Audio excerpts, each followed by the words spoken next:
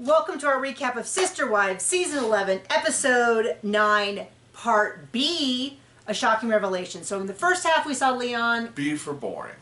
We saw Leon. Well, we actually an episode ago we saw Leon come out. The first half of this episode was the reactions to that. And it's just really been surprising to me because so many people talk about Mary handling it so badly. And what I am really seeing is two parts. There's still a lot of fallout from the catfishing situation. And that is leading to part B, or whatever, that Mary's upset that she was essentially one of the last people to hear. It's pretty clear that almost all of the older teenagers found out first, and then all of the parents were. And Leon has stated repeatedly that no one made them feel bad about being gay or any of that. So it's kind of interesting to me that so many fans refer to this as being like Mary was so awful, but that doesn't really seem to be what Leon was upset about. It was the catfishing thing, which makes perfect sense. So anyway, they're in, that is all, well, it's not done because we keep revisiting it, but they're in Bryan Head. They're staying at a lodge, which kind of looks a little bit like maybe like they do small camps or something there. And they've rented out the whole place. Christine, being the horrible sister wife that she is, was walking Truly and Solomon around, and they came to like a little amphitheater kind of thing. And Solomon has been saying that he wants to marry his mom, so they're like, oh, we'll have a wedding ceremony. And from what I understand, that's very age appropriate for Solomon, but you thought it was weird the way the parents kind of played into that delusion. And I felt like it was kind of a weird thing to film, because I don't know about... Because now, going forward in perpetuity, everybody knows that Solomon married his mom. Yeah, and it's like sweet, but it seems like the kind of thing that like his peers would hassle him about, and maybe now that he's like a teenager, he's like, I wish you wouldn't have filmed that and put that on TV. But that's generally an issue that many people nowadays have with family TV shows, family vloggers, stuff like that. Social in general. media, yeah. Where they're just like, I feel uncomfortable with the fact that you're putting, and I've said that about many things, the boys fighting, this and that, where it's just like, maybe just not have these really delicate moments on TV where later on they'd be embarrassed. But nobody asked my opinion.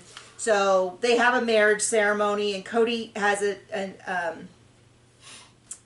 a little speech that was very sweet at the time and aged like sour milk. Because he's like, Solomon, your mom loves you. She'll always love you. I'll always love you. I'll always be there. And we're like, yeah, unless you have a disagreement with him. And then he'll never talk to you again. Unless he turns out to be not one of Robyn's kids. Well, and the thing about it is that I really do think that Cody cared very, very deeply for his children. I think it's really clear. I think the problem was at some point he felt like he had to choose between loving his kids or taking accountability. And he's like, I will not be, if I want to love my kids, I have to take accountability, or I'll just cut him off. And I think he cut him off. We know what he did. It seems like call them names and cut them off. Well, it started kind of with like, oh, well, a lot of the kids don't fit in. Leon, Peyton, stuff like that. And then sort of it went outwards of like... How do you say that? The wet pencil, there are a bunch of a-holes, like stuff like that. It just kept getting worse and worse. And now he's barely speaking, it seems, to any of them. I don't know how season 20 is going to be, but that is a different video. So anyway, after the play wedding, Tony and Mykelti are going to make quesadillas with meat. I believe he called them mulitas. Did I pronounce that right? I might be pronouncing that wrong. You can correct me in the comments. But he says basically quesadillas with meat. Sounds amazing. Sounds like a taco. Because I was like, when I first... Or a burrito. Or a quesadilla with meat. Or a quesadilla with meat. If I ordered a taco and got that, I would say that is a quesadilla with meat. Sure. Making tortillas from scratch, cooking all the meat. They look wonderful. And Christine's like, you know, part of the reason that we picked this is so that it was easy for Tony and Mykelti to come to, and that she's excited to see how they work together. Once again, the same way that I said that it's like I hear fans talk about how awful coming out was and how awful Mary was, and then I watch the episode and I go, I'm just not seeing it. Same thing with this idea of that Christine was so against Tony, because she keeps saying, I just don't know him. I want to see how he is. And speaking of parents and children, we have to mention that Brianna was stirring the... They're making a big thing of guacamole, and with she's her stirring it fingers. with her hands with no gloves on. And we know they have gloves because literally everybody else is using gloves. Like they're cutting onions and they have on disposable gloves.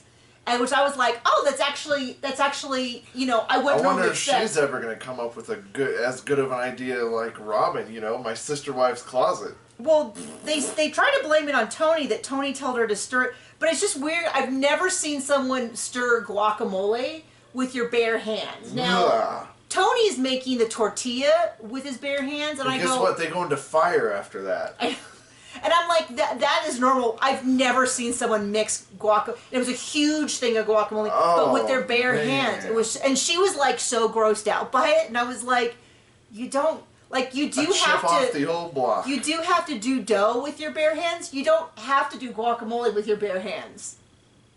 Like, you could use something.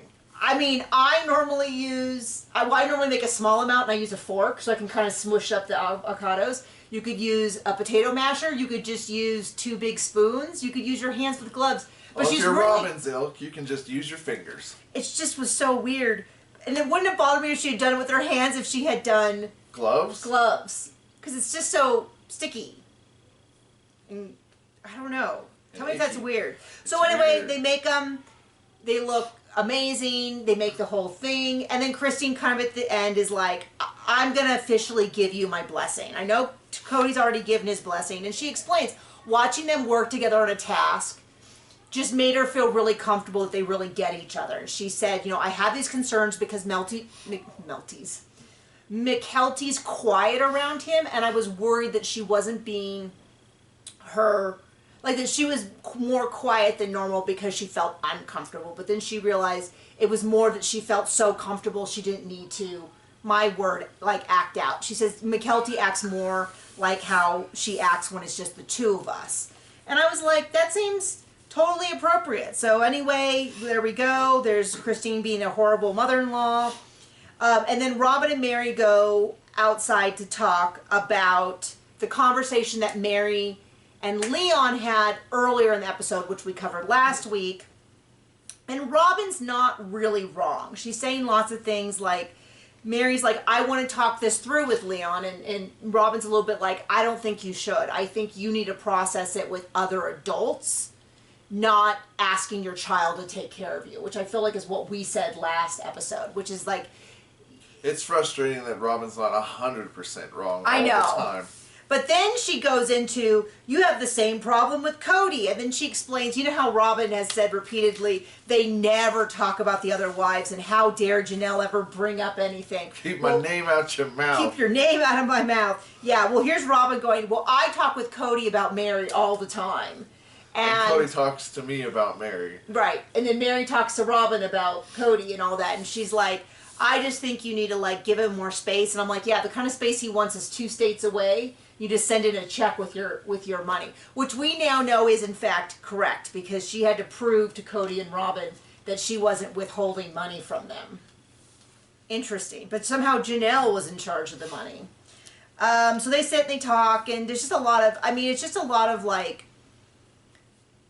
I so clearly remember being that age, and Leon's age, not Mary's age. Although I probably am I'm probably the age that Mary was in this video. But, and just feeling so hassled, just feeling like everything was an issue, and everything you said, your mom was like on top of you about. And I just so clearly remember how every conversation felt like it had this like agenda that they were trying to get back to. And I'm not saying it was like that all the time, just saying, but I remember that feeling, and I can see, and Leon looks amazing, sounds amazing, the interviews, sounds much more confident and clear and all that. Okay, so then we get into a little bit of conversation around the table of Maddie and Caleb, and they're talking about how they've moved to Laramie, they're at the University of Wyoming.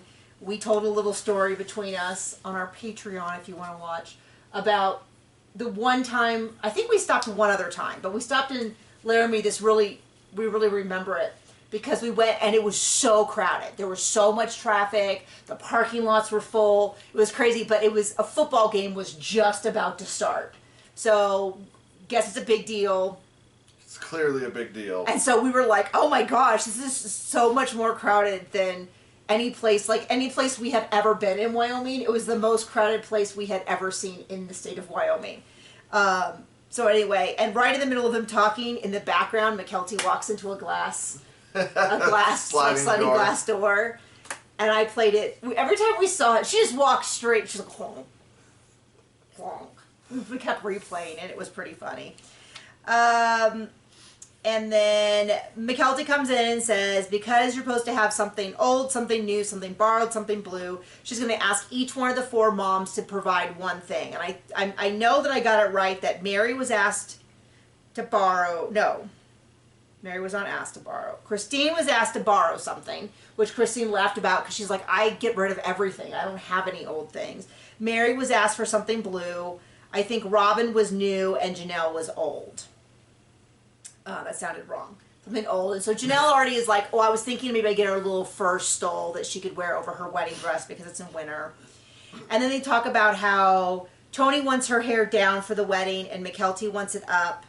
And Tony won, so she's going to wear her hair down. And then she jokes that Tony said he'd make out with her more if it was down. And then Cody's like, that's... What was funny, though, was Cody said either Mykelti is trying to make Tony uncomfortable by being creative, and we're like, oh, there he is referring to lying as being creative again, or she's outing him to get him in trouble or something like that. But it was kind of fun. It was kind of neat to catch. John actually was the one who caught it. He's like, oh, listen to Cody using the word creative again when he means making up a lie.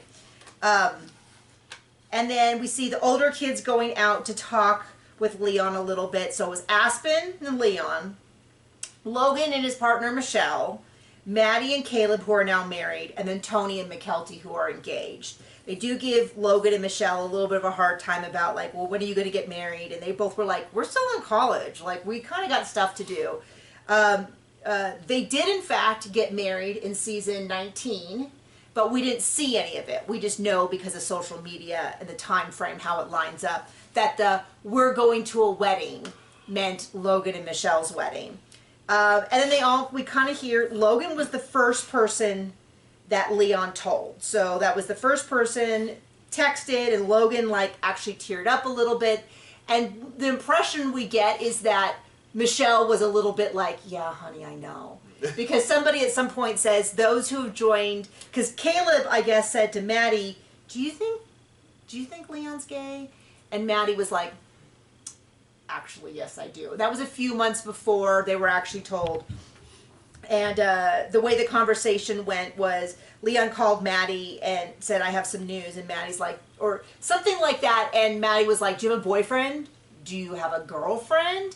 And Leon just refused to answer, but Maddie kind of knew. When Leon came home, Aspen just looked at him and said, you have something to tell me.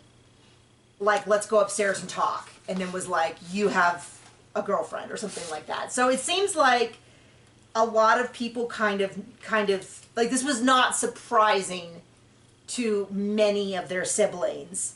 And then they talk a little bit about Logan getting married and how things are with Caleb and all that. And then the whole family goes fishing and Truly catches the biggest fish. What we find out is that Caleb actually caught 2 fish that were bigger, but he hid them. So when they had the who caught the biggest fish, I think it's funny that Caleb pulled his fish out of the competition, but Cody did not. And Cody's like, wow, Truly got the biggest fish. Wow, that's such a big deal that you caught a bigger fish than your dad.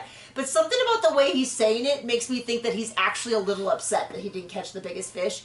And it's funny because he fishes much the same way he dances. Crazily. Which is, he's like, ah! Like, he just, it's like, it's not smooth. It looks like when people try things too hard to try to show how good they are. And it's funny because I saw a Thirst Trap edit of James Spader dancing, and he's like a very smooth dancer. He did this movie in the 80s called Tough Turf or something like that, which I've seen quite a few clips of. And in it, he's dancing with Kim Richards of, or Kim, what is her name? She's related to Kathy Hilton. She was on Real Housewives of Beverly Hills, and she was an actress. She was in Escape from... Talk her off. No. Escape from Witch Mountain, which was a movie I saw quite a bit as a kid. Witch Mountain. You're so funny. Anyway, and I showed it to John, and I was like, I showed him the thing of James Spader, and I'm like, this is how Cody thinks he dances, because it's like smooth, and when he puts his partner out, it's like this very gentle, and he pulls him back in, and it just feels very smooth. And when Cody does it, he looks like he's like trying to dislocate something. Yeah, it looks like he's trying to like do the snake, that game that you did when you were ice skating or roller skating, where you like the last person gets snapped so hard they fall off. Or like when you're like in a whip and you've got to like snap the end. Whip it. He's like, whip it good. And I'm like, he's going to dislocate their shoulder. Anyway, so that was Cody. Imagine the way Cody dances. Now imagine he's casting a line with a fishing pole with that same energy. And so anyway, they do a competition. Truly has the biggest fish. She gets a blanket from the lake that they're near. Caleb doesn't say that he in fact had 2 bigger fishes, but he didn't say anything. And then they talk a bit about how this is kind of the season finale. There's one more episode, which is like the newlywed game, but it's very much like these kind of vacations end the summer, and Janelle talks about how she's down to only 2 kids in the home, Gabe and Savannah, because everybody else is out and about. Garrison and Hunter are now out at both in the military. Madison is married and up in Wyoming, and then Logan is at UNLV with Michelle. I think they're living together at this point. So they're down to just 2 kids in the house, and how everything's changing, and it's very much like end of summer, end of season. But we do have the newlywed game episode, and then a 2-part, and they're still calling it a tell-all. I'm going to have track when they switch from tell-all to interviews. And it's right around the time that everybody starts, well... Does anyone want to see us review the tell-all? Because we're going to do it, John. We are. Boo! Sorry. Veto! Thank you so much for joining us. Bye!